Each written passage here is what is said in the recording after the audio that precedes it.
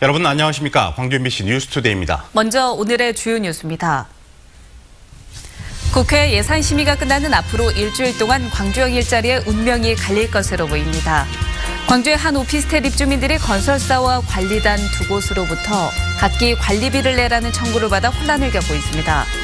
계획 예방정비로 인해 지난 9월부터 가동이 중단됐던 한빛원전 5호기가 정비를 마치고 가동을 시작했습니다. 광주시가 오늘부터 어린이 보호구역 내 불법 주정차 등 위법 행위에 대한 집중 단속에 나섭니다. 광주형 일자리 협상에 있어서 이번 한 주가 운명의 시간이 될 듯합니다. 국회 예산 심의가 끝나는 앞으로 일주일 안에 협상을 마무리해야 하기 때문인데요. 하지만 전망이 그다지 밝지는 않습니다. 정용욱 기자입니다. 이렇다 할 성과 없이 지난 한 주를 보낸 광주시 투자협상단이 오늘부터 다시 현대차와 투자협상에 나섭니다. 광주시는 국회 예산심의 법정 마감 시한인 다음 달 2일까지 협상을 마무리한다는 방침입니다. 하지만 현재로선 전망이 어둡습니다. 적정 임금이나 적정 근로시간 등 주요 쟁점에 대해 양측의 견해차가 여전하기 때문입니다. 광주시도 이번 주에 끝내려고 노력하겠다고 할 뿐 결론을 전망하긴 힘들다고 말하고 있습니다. 사업이 무산될 수도 있다는 우려 속에 청와대와 민주당은 협상 타결을 재촉하고 있습니다. 청와대의 경우 문재인 대통령이 직접 나서 광주시와 현대차에 통큰 양보를 촉구했습니다. 고용 위기에 빠진 우리 경제의 새로운 돌파구가 될 수 있습니다. 통큰 양보와 고통 분담을 통해 꼭 성공하길 기대합니다. 민주당도 홍영표 원내대표를 비롯한 일부 의원들이 광주에서 합의가 안 되면 다른 지역에서 사업을 추진할 수도 있다며 압박 수위를 높이고 있습니다. 계속 합의점을 찾지 못한다면 분산 등 제3의 대안도 모색할 때가 되었다고 생각합니다. 공모형으로 전환하는 방식도 고민해 볼 수 있습니다. 국회 예산심의 일정을 넘긴다면 광주형 일자리는 추진 동력을 상실한 채 무산될 가능성이 고조됩니다. 이 같은 불상사를 막아내고 극적 타결을 이끌어낼 수 있을지 이제 광주시에게 주어진 시간은 일주일밖에 남지 않았습니다. MBC 뉴스 정용욱입니다. 네, 광주형 일자리에 대해서는 잠시 후 이슈인 투데이에서 좀 더 자세히 이야기를 나눠보도록 하겠습니다. 다음 뉴스입니다. 전남에서 번 돈의 상당수가 수도권 등에 유출된 것으로 조사됐습니다. 산업연구원이 발표한 지역소득 역외유출 보고서에 따르면 지난 2016년을 기준으로 전남의 근로소득과 기업소득을 합한 요소소득 가운데 17%가량인 11조 5천억 원이 역외로 유출됐습니다. 같은 기간 서울과 경기 지역에는 62조 3천억 원의 소득이 유입됐습니다. 광주는 2조 2천억 원이 유입됐지만 7대 도시 가운데 두 번째로 유입액이 적었습니다. 광주시 일부 공무원들이 허위로 출장비를 받아 챙겼다는 의혹이 제기돼 경찰이 사실 확인에 나섰습니다. 광주지방경찰청 지능범죄수사대는 일부 공무원들이 실제로 출장을 가지 않고도 관내 출장을 간다고 신고한 뒤 출장비를 받았다는 첩보가 접수돼 광주시 3개국에 출장비 집행 내역 등을 건네받아 분석 작업을 벌이고 있습니다. 경찰은 분석 작업을 벌인 뒤 혐의가 구체적으로 확인되면 관련자 소환 등 수사에 나설 방침이라고 밝혔습니다. 행복한 한 주의 시작입니다. 오늘은 고기압의 영향으로 대체로 맑은 가운데 따뜻한 서풍이 유입되면서 평년보다 높은 기온을 보이겠습니다. 광주의 최저 기온은 3도, 목포는 5도가량으로 아침 저녁으로는 매우 쌀쌀하겠지만 한낮 기온은 16도 안팎을 보이면서 평년보다 4도가량 높은 가운데 비교적 온화하겠습니다.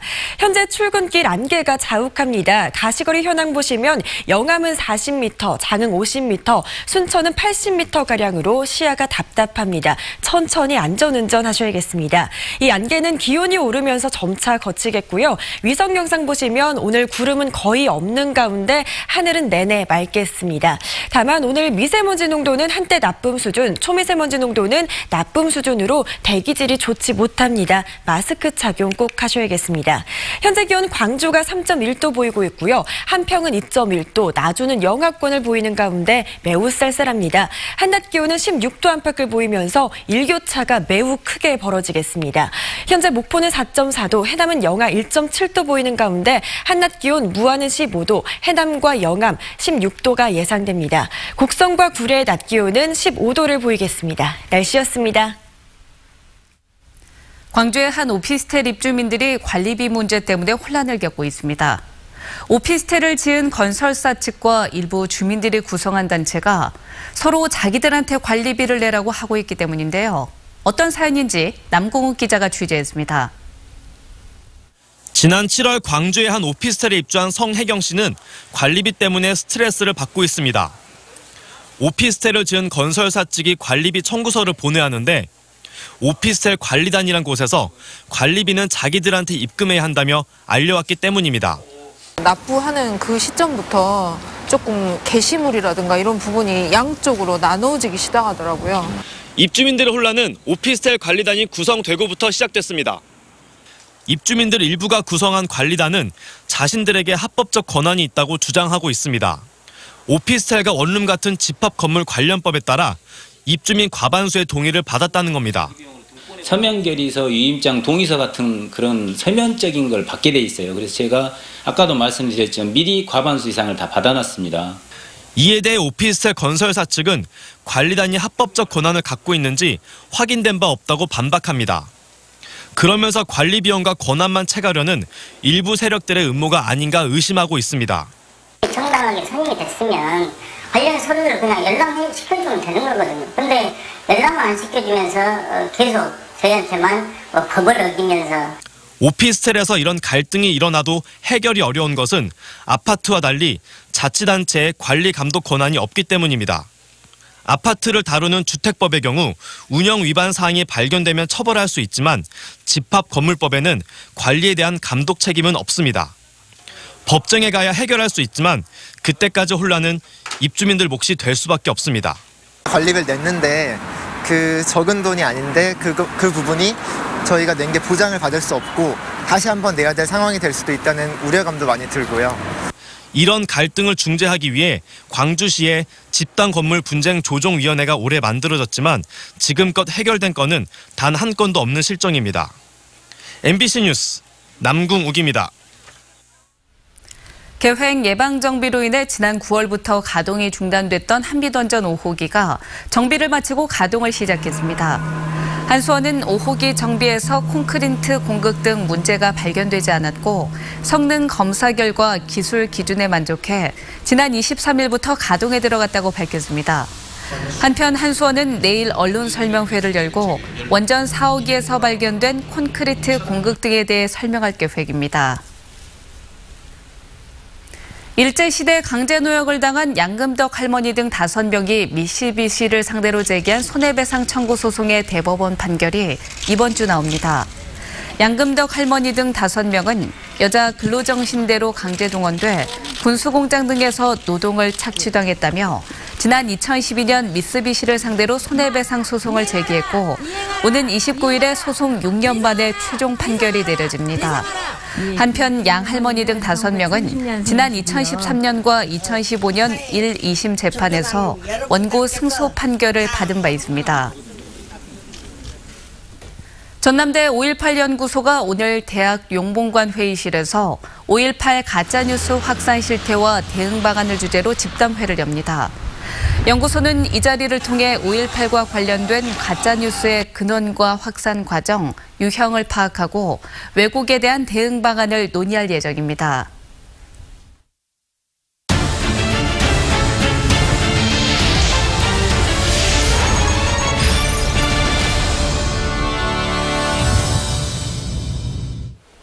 학생들끼리의 사소한 장난도 정도가 심하면 학교 폭력이 될 수가 있습니다. 가해 학생에게는 퇴학이나 전학 등 강도 높은 조치가 내려지기도 합니다. 김진선 기자입니다. 이달 초 진도의 한 중학교 복도입니다. 2학년 남학생이 친구들을 찌르거나 잡아당기는 등 짓궂은 장난을 칩니다. 또 다른 학생에게 발을 거는 순간 학생이 넘어지며 벽에 머리를 부딪힙니다.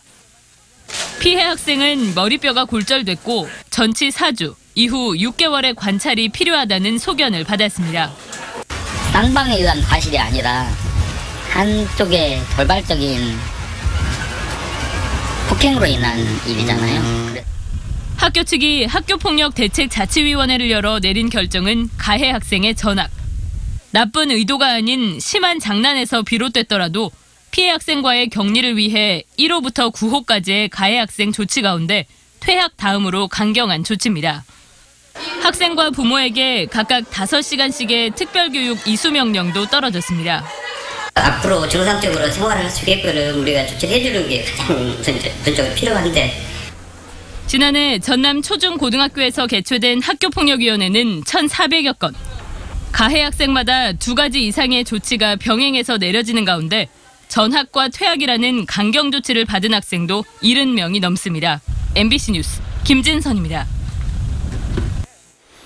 광주시가 오늘부터 어린이 보호구역 내 불법 주정차 등 법 위반 사항에 대한 집중 단속에 나섭니다. 광주시는 지난 20일 북구 삼각동 한 초등학교 어린이 보호구역에서 난 사망 사고를 계기로 다음 달 10일까지 경찰청과 교육청 등 유관기관과 초등학교 주변 불법 주정차, 과속 등 교통법규 위반 등 위반 사항에 대한 단속을 할 계획입니다. 한편 광주시는 어린이 보호구역 내 교통사고를 줄이기 위해 2022년까지 모든 초등학교에 불법 주정차 및 과속 단속 CCTV를 설치할 예정이라고 밝혔습니다. 서울 종로 고시원 화재 이후 광주시 소방안전본부가 광주 지역 500제곱미터 이하의 고시원 74곳을 특별 조사한 결과 모두 50곳에서 위법 사항이 적발됐습니다. 적발 내용을 보면 소방안전관리자의 업무 태만이나 노후 소화기 비치, 유도 등 점등 불량 등 모두 206건에 달합니다. 광주시 소방안전본부는 이 가운데 불법 증축 등 건축물을 이미 변경한 3곳에 대해서는 기관 통보와 함께 시정명령을 내렸습니다.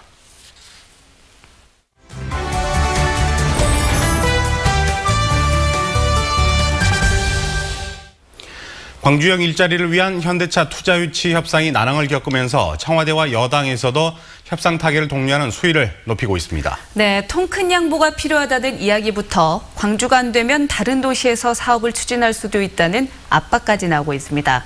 오승용 시사평론가와 발언의 배경들 짚어보도록 하겠습니다. 안녕하십니까? 네, 안녕하십니까? 네, 먼저 광주형 일자리 이 말에 대해서 개념을 정리하고 가보도록 할까요? 네. 기업이 낮은 임금으로 고용하는 대신 정부와 지방자치단체가 그것을 보존해주는 일자리 정책이 광주형 일자리 정책인데요. 쉽게 이야기하면 1억짜리 100개의 일자리를 유지하는 것보다 같은 비용으로 4천만 원짜리 일자리를 만들면 250개를 만들 수 있다는 거죠. 그렇죠. 많은 수의 일자리를 나눌 수 있다는 장점이 있습니다. 네, 또 문재인 대통령 발언부터 짚어보도록 하겠습니다. 이 광주형 일자리에 대해서 통 큰 양보 그리고 고통 분담 이와 관련돼서 이야기를 했었는데 어떤 의미가 담겨 있다고 보십니까? 일자리를 만드는 방식은 2가지인데요. 하나는 네. 경제형 일자리라고 할 수가 있습니다. 기업이 매출을 늘려서 자연스럽게 일자리가 늘어나는 방식이 있고요. 또 네. 하나는 사회적 협상, 타협을 통해서 일자리를 늘리는 방식입니다. 기업의 매출이 늘지 않을 때는 결국은 노사가 양보해서 일자리를 늘리는 방식인데 최근에 광주형 일자리가 대표적인 사회적 타협을 통한 일자리 늘리기 정책인데 그러기 위해서는 정부뿐만이 아니라 노동자, 사용자가 모두 양보해야 되는데 최근에 민주노총이 이와 관련해서 강경 노선을 걷고 있는 것에 대한 아쉬움의 표현이라고 보여집니다. 네. 근데 여당 내에서는 제3의 지역, 다른 지역을 대안으로 모색할 수 있다 이런 표현이 나왔습니다. 이것이 독려하는 건지 아니면은 진짜로 다른 지역을 모색할 수도 있는 건지 어떻게 보고 계십니까? 저는 2가지 의미가 다 있다라고 보여지는데요. 우선은 광주형 일자리에 집중해서 타결을 독려하는 그런 의미가 있지만 실제 정부 내에서 군산과 구미 지역을 중심으로 제2의 군산형 일자리, 구미형 일자리 정책을 현재 준비하고 있다는 거죠. 그래서 이 부분들은 지역 노동계 그리고 지역 기업, 관 모두 다 좀 예의주시하면서 협상을 진행해 나가야 될 거라고 봅니다. 알겠습니다. 민주노총은 참여하지 않겠다 이렇게 의사를 밝혔는데 광주형 일자리와 관련돼서 이게 관련성이 어느 정도나 될까요? 3가지 정도를 지금 민주노총은 현 정부에 문제 제기를 하고 있습니다. 하나가 네. 최저임금 산입 범위 확대 문제고요. 또 하나는 탄력 근로제 문제, 그리고 마지막에 광주형 일자리 정책인데요. 순수하게 광주형 일자리 때문만은 아니지만 광주형 일자리도 민주노총과 정부와의 긴장 관계에서 한 축을 이루고 있다라고 볼 수 있을 것 같습니다. 네네. 어쨌든 그 현대차와의 협상이 이 광주형 일자리 성패 관건인데요. 어떤 부분을 가장 먼저 풀어야 될까요? 2가지는 민주노총이 이 노동계가 양보해야 될 부분이고요. 한 가지는 현대자동차가 양보해야 될 부분입니다. 근데 적정 임금과 적정 노동시간 같은 경우는 현대자동차가 양보해야 될 부분이고요. 네. 그리고 단체 협상 5년 이후의 경우에는 민주노총이 양보해내야 될 부분인데 상대적으로 현대자동차보다는 민주노총이 양보해야 될 부분들이 더 좀 정도가 심한 부분이라는 거죠. 네. 그래서 아마 이번 협상 타결의 키는 민주노총이 쥐고 있다라고 보여집니다. 그렇겠네요. 네, 좀 더 자세하게 그동안 어떤 점이 이제 갈등이었고 어떤 점이 잘 풀어지지 않았는지 좀 간략하게 말씀해 네, 주시죠. 적정 임금과 관련해서 현대자동차 쪽에서는 3,500만 원을 이야기를 하고 있고요. 네. 민주노총 쪽에서는 4천만 원대를 고수해 줄 것을 요구하고 있는데 그렇죠. 그 접점은 네. 좀 좁혀질 수 있는 부분이라고 보여지고요. 네. 또 적정 일주일의 주당 노동 시간이 법에는 40시간으로 되어 있는데요.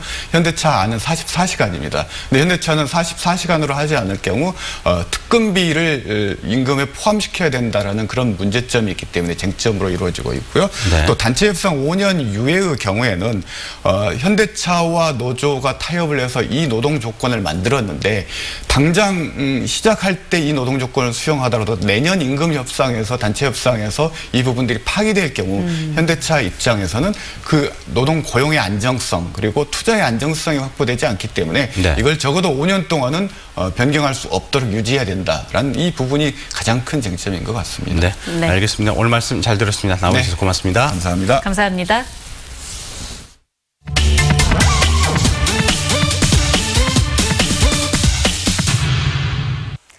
지난 한 주 어떤 뉴스가 누리꾼들의 시선을 끌었을까요? 택시요금 결제 수단과 관련된 소식과 조선대학교의 한 실험실에서 발생한 사고, 화상을 입은 채 발견된 강아지에 대한 뉴스였습니다. 어떤 댓글들이 남겨졌는지 자세한 내용 살펴보겠습니다. 택시 요금을 결제할 때 현금과 카드 중 주로 무엇으로 하시나요? 요즘은 결제 속도도 빨라지고 영수증에 택시 운행 정보까지 기록돼 있어 분실물도 손쉽게 찾을 수 있다 보니 카드로 결제하는 게 더 유용하다는 소식 전해드렸죠. 거봐, 카드 내는 게 훨씬 이득이라고. 평소 카드를 이용하는 누리꾼들에게 많은 공감을 샀습니다. 그런데 가까운 거리 카드 결제하면 싫어하잖아. 저번에 10,000원 넘게 나오는 거리였는데 현금 없냐고 현금 달라 그랬어. 하지만 카드로 결제할 때 택시기사의 눈치를 본다며 몇몇 누리꾼들은 택시기사의 태도를 지적하기도 했는데요. 광주 지역 택시 요금이 내년부터 500원가량 오를 거란 얘기에 관심을 보이기도 했습니다. 조선대학교의 한 실험실에서 질산가스가 유출돼 학생들이 대피하는 소동도 있었죠. 조선대학교 제2공학관 실험실에서 질산가스가 유출돼 학생 150여 명이 대피했습니다. 화학약품을 버리는 통에 질산액을 버리자 연기가 발생한 건데요. 저때 경찰 오고 건물도 못 들어가게 하고 난리였어. 150명 중에 나 있었어. 죽다 살아났네. 당시 현장에 있었던 학생들이 대피 상황을 생생하게 이야기하기도 하고요. 덕분에 수업 듣다가 빨리 나감. 저때 휴강했었다. 휴강 소식에 기뻐하기도 했습니다. 폐액통을 저렇게 관리하는 것부터가 잘못된 거 아닌가? 다행히 부상자 없이 사건은 끝났지만 앞으로는 폐액통 관리에 좀 더 신경 쓰길 바라는 걱정 어린 시선도 있었습니다. 몸에 화상을 입은 개 한 마리가 발견돼 경찰이 수사에 나섰다는 뉴스도 누리꾼들의 관심을 끌었습니다. 광주 남구 서동의 한 건물에서 발견된 이 개는 짖는다는 이유로 행인에 의해 네 다리가 심한 화상을 입은 것으로 알려졌는데요. 왜 강아지한테 저래? 진짜 동물학대도 처벌 강력하게 해야 해. 이 사건을 접한 누리꾼들은 혀를 내둘렀고 동물학대에 대한 처벌을 강화해달라는 국민 청원도 이어지고 있습니다. 지금까지 댓글 소셜통이었습니다. 요즘 농촌에서는 아열대 과일을 소득작물로 재배하는 게 추세가 됐습니다. 광양에서는 미니 작물에 이어 이색교배 작물 재배가 시도되고 있습니다. 박민주 기자입니다. 작은 고추처럼 생긴 미니 파프리카. 일반 파프리카보다 크기가 작은 게 특징입니다. 미니 파프리카는 고급 식재료로 알려지면서 올해 수출길에 올랐습니다. 광양의 또 다른 농장. 이곳은 미니 파프리카와 토마토를 교배한 애플토마토가 시험 재배되고 있습니다. 애플토마토는 일반 방울토마토와는 달리 노란색과 주황색 빛을 띱니다. 표면도 파프리카처럼 굴곡이 있어 식감이 뛰어나지만 아직까지는 판로가 고민입니다. 과형은 파프리카와 흡사하지만 맛은 정말 당도 높은 토마토 맛이기 때문에 일반 사람들에게 알려지지 않았기 때문에 마케팅이라든지 또 판로라든지 그런 부분에서 애로사항이 있어서 자치단체도 새로운 장목 재배를 시도하고 있습니다. 선호도가 높은 아열대 과일 외에도 남아메리카가 원산지인 아보카도가 시험 재배되고 있습니다. 광양시는 자두와 살구를 교배한 플럼 코트도 소득 작목으로 육성할 계획입니다. 내년에는 새로운 소득 과수로 플럼 코트, 자두하고 살구하고 교배종인 플럼 코트를 우리 지역에 좀 보급을 해보려고 하고 있습니다. 전남 동부권을 중심으로 새로운 소득 작목으로 떠오른 아열대 과일.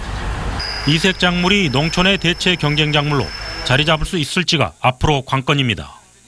MBC 뉴스 박민주입니다. 광주시가 일하는 청년의 자산 형성 지원 사업인 청년 13통장 신청을 마감한 결과 450명 모집에 2,171명이 신청해 4.8대 1의 경쟁률을 기록했습니다. 지원 대상자는 오늘 오후 7시 시청에서 공개 추첨을 통해 최종 선정됩니다. 저소득 근로청년의 일과 삶을 지원해주기 위한 청년 13통장 사업은 근로청년이 월 10만 원씩 10개월간 총 100만 원을 저축하면 광주시가 100만 원을 더해 만기에 200만 원을 목돈으로 지급하는 사업입니다. 장성군이 국립심혈관센터의 신속한 설립을 촉구했습니다. 장성군에 따르면 유두석 군수가 국회를 방문해 이계호 농림부 장관과 이명수 국회 보건복지위원장 등을 면담하고 국립심혈관센터 설립 관련법이 조기에 개정될 수 있도록 힘을 모아줄 것을 건의했습니다. 유 군수는 또 부지 매입 등을 위해서 요청한 246억 원 가운데 기본 실시 설계비 65억 원만이라도 내년도 본 예산에 반영시켜줄 것을 요청했습니다. 한국형 발사체 누리호의 시험 발사체가 오는 28일 오후 4시쯤 고흥 나로 우주센터에서 발사됩니다. 과학기술부 정통부와 항공우주연구원은 지난달 부품 이상으로 연기했던 시험 발사를 앞두고 막바지 점검이 진행 중이며 잠정적으로 시험 발사의 성공 기준은 140초 이상 정상 연소하면서 비행하는 것으로 판단할 것이라고 밝혔습니다. 이번 시험 발사는 국내 최초로 독자 개발한 75톤급 액체 엔진의 실제 비행 성능은 물론 발사 시스템 전반을 점검하기 위한 것입니다. 장성 황룡강변에 파크골프장이 조성됩니다. 이번 사업에는 내년부터 국비 3억 원 등 총 10억 원의 사업비가 투입되며 18홀짜리 파크골프장 부지는 강변 여유 공간이 활용됩니다. 파크골프는 나무로 만든 클럽으로 공을 쳐 잔디홀에 공을 넣는 스포츠입니다. 도시디자인 국제학술대회인 2018 국제도시 디자인 포럼이 오는 28일부터 사흘 동안 김대중 컨벤션 센터에서 열립니다. 도시 디자인 광주담을 찾다라는 주제로 열리는 이번 포럼에서는 일본과 프랑스, 호주 등 해외 전문가와 시민들이 참여해 학문적 교류와 소통의 장을 이어갑니다. 또 도시 디자인에 관심이 많은 국내외 청년들을 위한 청년 캠프와 건축가 백인 국제전 등 다양한 부대 행사도 펼쳐집니다. 기술을 활용을 해서 집단 지성을 내년 6월 광주에서 열리는 2019 국제전자예술 심포지엄의 성공적 개최와 사전 분위기 조성을 위한 라운드 테이블 행사가 개최됩니다. 오는 28일 국립아시아 문화전당에서 열리는 이번 행사에는 미디어 아트나 디지털 아트 분야에서 30여 개 나라 1000여 명의 예술가 등이 참여해 내년 심포지엄 계획을 공유합니다. 1988년부터 시작된 국제전자예술 심포지엄은 예술, 과학, 테크놀로지를 주제로 한 세계 최대 규모 디지털 전자예술 축제입니다.